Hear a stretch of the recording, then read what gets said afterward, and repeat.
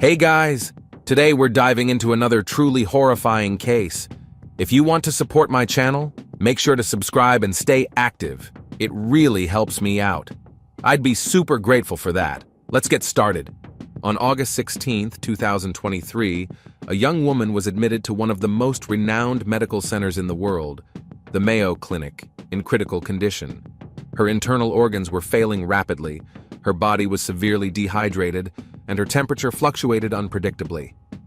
Despite emergency measures, doctors struggled to stabilize her, unable to determine the cause of the sudden deterioration. Betty Bowman, a successful pharmacist known for her dedication to health and wellness, was now fighting for her life. Her colleagues were in shock.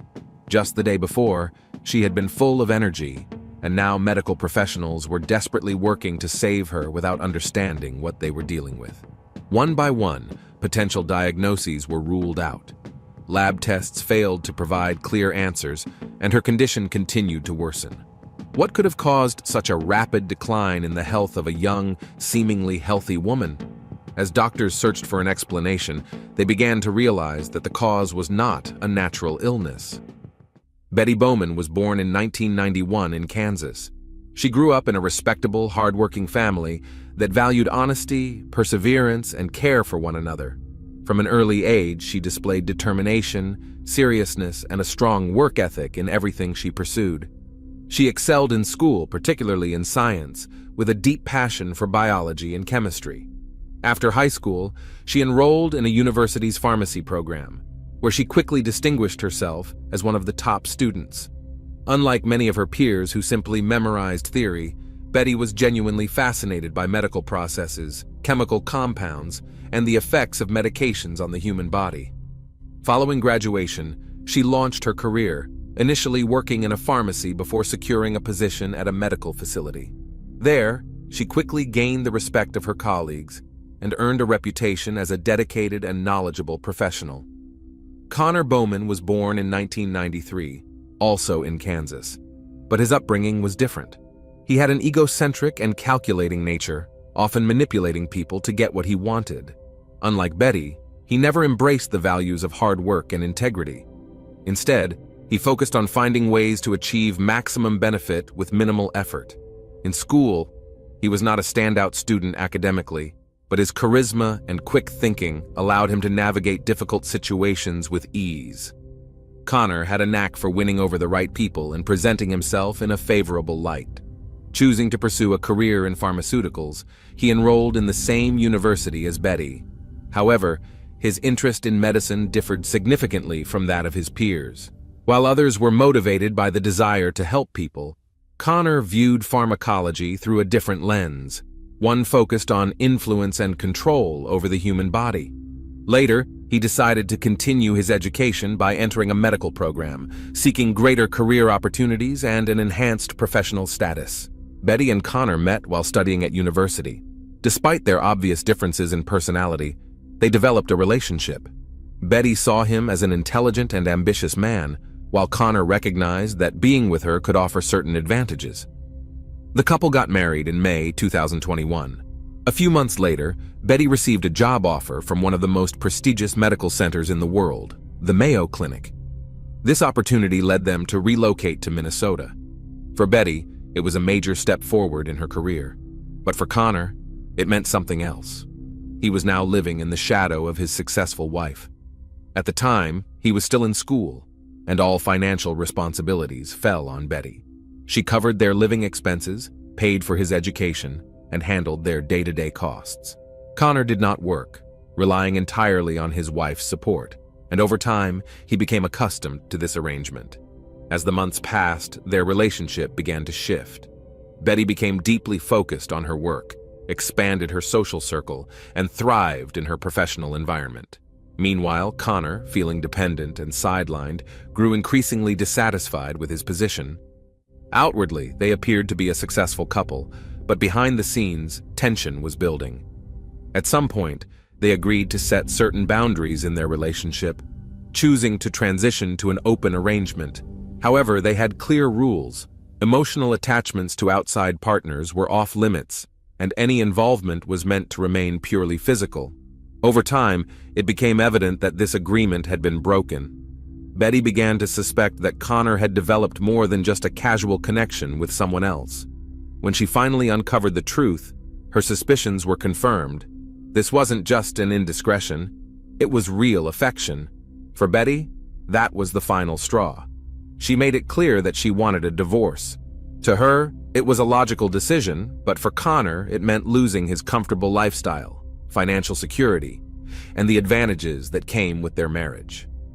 He realized that after a divorce, he would have to start over, with mounting debts and no safety net. Divorce wasn't part of his plan. He saw another way, one that would give him not just freedom, but financial gain as well. On August 10, 2023, Betty Bowman was at home in Rochester, Minnesota. She had invited a close friend over for the evening to catch up, relax, and take a break from work. It had been a while since they had seen each other, and they were both looking forward to spending time together. Connor was also at home, but he rarely took part in such gatherings. He usually kept to himself, showed little interest in Betty's conversations with friends, and preferred to focus on his own activities. But that day, he was acting differently. At one point, seemingly out of nowhere, Connor offered to make smoothies. This was unusual for Betty. He had never been interested in cooking, never showed concern for what she ate, and had never done anything like this before. Household tasks typically fell on her shoulders, so this sudden gesture felt out of character. Connor went into the kitchen, gathered the ingredients, and started preparing the drinks. Betty's friend, noticing his enthusiasm, was a little surprised but didn't think much of it. Betty also didn't question it, though a small voice in the back of her mind told her something felt off about his behavior. A few minutes later, he returned with 2 glasses. Betty took a sip but immediately noticed something was wrong. The drink had a bitter, slightly salty aftertaste that seemed strange. She frowned, confused by the unusual flavor. Her friend, curious about the reaction, decided to try it as well. The taste was indeed unpleasant. The smoothie was ruined, but at that moment, no one thought to question what might have been in it. They simply set the glasses aside and moved on. Connor offered no explanation. He calmly watched their reactions without showing any emotion. He didn't suggest making another batch, didn't try to explain the odd taste, and showed no interest in the fact that the drink was undrinkable. Betty quickly dismissed the incident, assuming he had just made a bad smoothie. But in reality, this was no accident. It was the first attempt, one that failed only because she hadn't finished the drink. Connor realized he had made a mistake. Next time, he needed to make sure it worked. On August 14th, 2023, everything at the Bowman home in Rochester, Minnesota, seemed normal. Betty came home late after a long day at work, feeling exhausted. She had spent hours in the lab discussing new pharmaceutical research with colleagues. All she wanted was to relax, have a quick dinner, and get some rest. Connor knew this was a critical moment for him. His first attempt a few days earlier had not gone as planned. The amount had been too small, and the taste too noticeable. He had taken note of his mistakes and was determined to be more careful this time. This time, he had done his research. Throughout the day, he studied how the added substance would affect the body, calculating the exact amount needed to cause a severe reaction without immediate consequences. He waited for the perfect moment, when Betty was tired and less likely to notice anything unusual. As soon as she stepped into the kitchen, he casually offered her a smoothie. It seemed natural enough, considering he had already done this before in recent days. He acted relaxed, giving her no reason to be suspicious. Betty took the glass, drank a few sips, and calmly finished the smoothie. This time, nothing about the taste seemed suspicious. Connor had carefully adjusted the ingredients, masking any unusual flavors. That evening, Betty began feeling weak. A slight fatigue crept in, accompanied by a mild headache. It didn't seem serious, so she didn't pay much attention to it. By the morning of August 15th, her condition had worsened. She woke up with a pounding headache, nausea, and overwhelming fatigue. Soon after, she began experiencing severe stomach issues. Her body was losing fluids rapidly, but every sip of water triggered another wave of sickness. By midday, things had only gotten worse. Betty could barely get out of bed, feeling as though her body was weighed down. Her temperature had risen, and her muscles ached. By the evening, her weakness had become so intense that even walking to the bathroom was a struggle. Her body was severely dehydrated, and the episodes of sickness continued. Every attempt to eat resulted in further decline. On August 16th, she realized she could no longer manage on her own. Her body was so depleted that even making a simple phone call felt exhausting. She reached out to the Mayo Clinic and described her symptoms. That same day, Betty Bowman was admitted to the hospital in critical condition. She was severely dehydrated, her blood pressure was unstable, and her temperature was elevated. Doctors immediately began a full evaluation, but the cause of her sudden and rapid decline remained a mystery. Initial test results revealed serious complications affecting her internal organs. The most concerning discovery was in her intestines. Scans showed areas of necrotic tissue, meaning parts of her digestive tract were no longer receiving enough oxygen and had begun to die. An emergency surgery was scheduled. During the operation, doctors removed the damaged portion, but they were unsure if the process had already spread further. After surgery, she was placed in intensive care and connected to life-supporting equipment, but her condition continued to deteriorate. Within hours, her kidneys began to fail. She was placed on dialysis, but the decline did not stop. By August 18th, her liver was also showing signs of distress. Tests indicated a sharp increase in liver enzymes, pointing to toxic damage. The severity of Betty's condition left the medical team baffled. She was a young, healthy woman with no history of chronic illness. There was no clear explanation for why her body was breaking down so quickly. During this time, Connor Bowman displayed unusual persistence. He repeatedly told doctors that his wife supposedly had a rare genetic condition known as HLH. This claim was strange, as HLH typically presents in early childhood, and Betty had never shown any signs of it. Doctors reviewed her medical history, but found no evidence of the condition. Despite this, Connor continued to insist that HLH was the reason for her critical state. Even more unsettling, he was telling friends and family that Betty was dying from this disease, despite the fact that the medical team had no such diagnosis. On August 19th, Betty's condition became critical. Multiple organ failure had begun. Her heart, kidneys, and liver were no longer functioning properly. Fluid accumulated in her lungs, making it difficult for her to breathe. Despite intensive medical efforts, the prognosis was grim. On August 20th, 2023, at 2:50 p.m., Betty Bowman was officially pronounced deceased. For the medical team, the cause of her passing remained a mystery, but her husband's behavior raised concerns. He didn't demand answers, didn't ask about potential causes, and didn't push for further investigation. Instead, he acted as if he had already known what was coming. Immediately after Betty's passing, doctors brought up the need for an autopsy. The circumstances surrounding her sudden decline were unclear, and standard medical procedure required a post-mortem examination. However, Connor strongly objected. He claimed that his wife had always insisted she didn't want her body to be treated as a subject for medical studies. This statement raised eyebrows among the Mayo Clinic staff. Typically, family members seek answers when a seemingly healthy person passes away unexpectedly. Most demand further testing and explanations. Connor, on the other hand, was adamant that no autopsy be performed and that no one should investigate further. Law enforcement officers who were brought into the case found his behavior suspicious. In addition to refusing an autopsy, he was in an unusual hurry to arrange the funeral. Just hours after Betty's passing, he filed the paperwork for cremation. He wanted the process to move as quickly as possible, but the doctors intervened. They weren't convinced that her passing was due to natural causes and decided to put a hold on cremation until further investigations could be conducted. The next day, Connor began drafting an obituary. This turned out to be yet another odd detail in the case. He failed to mention Betty's mother and sister, the two people who were closest to her. Instead, he only included himself and their dog. It seemed as though he was deliberately minimizing Betty's family connections, almost as if he was trying to erase parts of her life. Within just 2 days, he started removing traces of her presence from their home. All photos of Betty disappeared. Her personal belongings were either packed away or discarded. Friends who visited noticed that the house no longer felt like the place where a woman had recently lived. It was as if she had never been there at all. Around this time, Connor invited an acquaintance over for drinks. That person later admitted they had expected to see a grieving husband in distress. However, upon arriving at the house, they found Connor looking relaxed, even cheerful.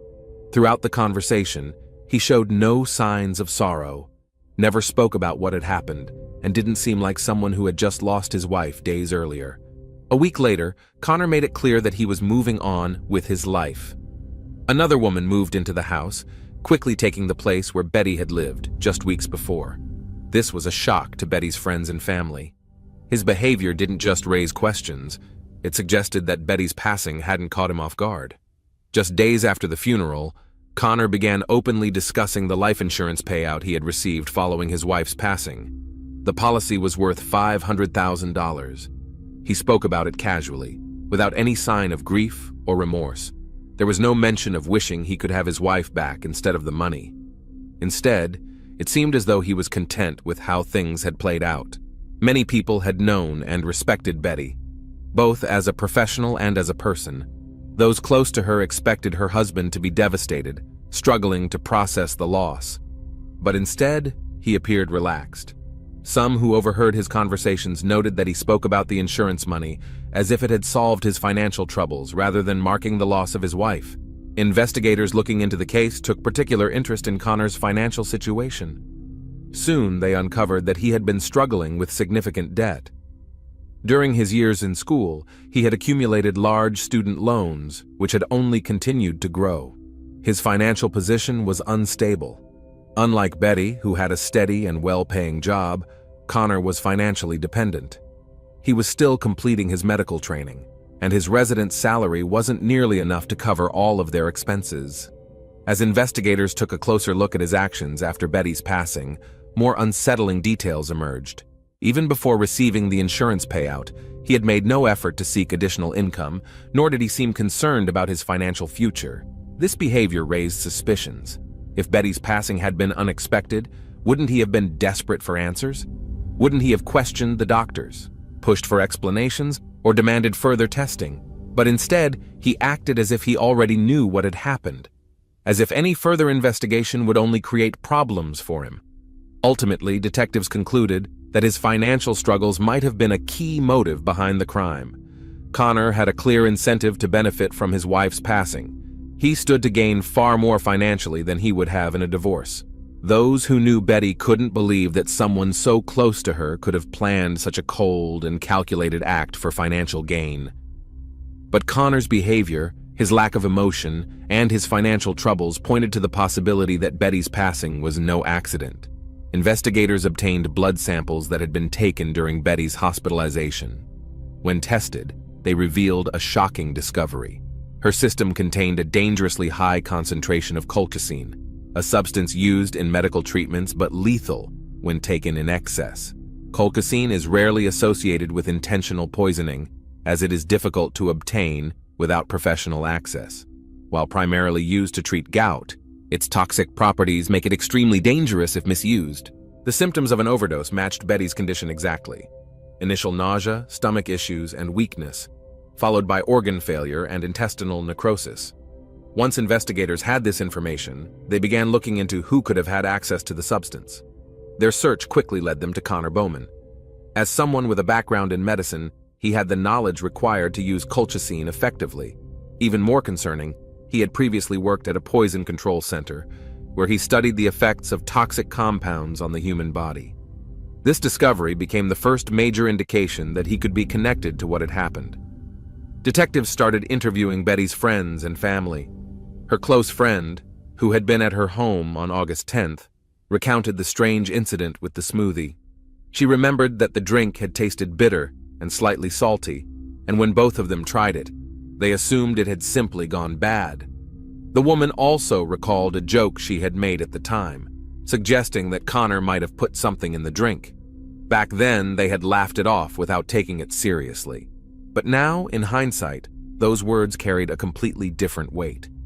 Investigators focused on this detail, as it suggested that an attempt to poison Betty may have occurred even before her hospitalization. If the first dose had been too low, it was logical to assume that Connor had tried again, increasing the concentration of the substance. Betty's family members, including her mother and sister, shared that in the weeks leading up to the tragedy, she had been seriously considering divorce. They remembered her saying she was unhappy in the marriage and was preparing to move forward with separation. All the evidence pointed to the possibility that Betty's passing was not a tragic accident, but rather a carefully planned crime. With confirmation of a toxic substance in Betty's system, investigators worked to gather further proof. They obtained permission to search Connor's workspace at the Mayo Clinic, where he was completing his medical residency. A review of his work computer revealed alarming details. His browser history contained searches that were impossible to ignore, including lethal dose of colchicine, how to hide traces of poison, can police track search history, how to erase purchase records on Amazon. These searches became a crucial part of the case. They indicated that Connor had researched deadly dosages in advance and had actively looked for ways to cover his tracks. Additionally, upon reviewing Connor Bowman's online accounts, investigators discovered that he had purchased substances unrelated to his medical practice. Among them were colchicine and sodium nitrate. Sodium nitrate was another concerning find. While commonly used in the chemical and food industries, it could become toxic at certain dosages. Investigators concluded that Connor had been experimenting with different compounds, searching for the most discreet way to harm his wife without raising suspicion. On October 20th, 2023, authorities issued a warrant for Connor Bowman's arrest. By this point, the case against him was strong. Lab reports, search history on his work computer, and his suspicious behavior following Betty's passing all formed a solid body of evidence. His arrest took place in the early morning at his home in Rochester, Minnesota. Officers arrived with a warrant, and Bowman was taken into custody without resistance. He remained calm, showed no signs of aggression, but also did not attempt to defend himself. His lack of fear or panic stood out to investigators. The court set his bail at $2 million, but Bowman was unable to pay the amount. His financial situation shifted drastically after the arrest. His accounts were frozen, and his assets became subject to further investigation. Left without access to funds, he remained in custody while awaiting trial. Meanwhile, investigators continued gathering additional evidence to build a complete picture of the crime. They examined his communications, financial records, and interactions with colleagues and acquaintances to establish possible motives and uncover any further incriminating details. Although the legal process was just beginning, one thing was already clear: Connor Bowman would not escape justice. Following his arrest, Betty's family and friends demanded the harshest punishment possible. To them, there was no doubt that her passing was the result of a carefully planned crime. They pushed for a life sentence, believing that someone capable of such a calculated act should never be allowed to walk free. The prosecution worked tirelessly to strengthen the case, ensuring that the evidence would leave no room for doubt. The trial had not yet begun, but the collected proof overwhelmingly pointed to Connor's guilt. For Betty's family, the wait for justice was agonizing. They struggled to come to terms with the reality that someone she had trusted, someone who had been part of her life for years, had ultimately betrayed her in the worst possible way. Her mother and sister recalled the conversations where Betty had expressed her desire for a divorce. She had confided in them about her unhappiness and her wish to move on, never imagining that it would end in such a tragic way. Betty's friends also played a crucial role. Many of them became witnesses in the case, providing testimony and key information that helped strengthen the investigation. They stood by her family, demanding justice and ensuring that the person responsible would be held accountable. As of now, Connor Bowman's trial has not yet taken place. Since his arrest on October 20th, 2023, law enforcement continues to gather evidence and prepare for court proceedings. A trial date has yet to be set. Thanks for watching, everyone. Your support means a lot to me, and you can help my channel grow by hitting that like button, dropping a comment, and sharing this video. Your engagement really makes a difference. See you soon.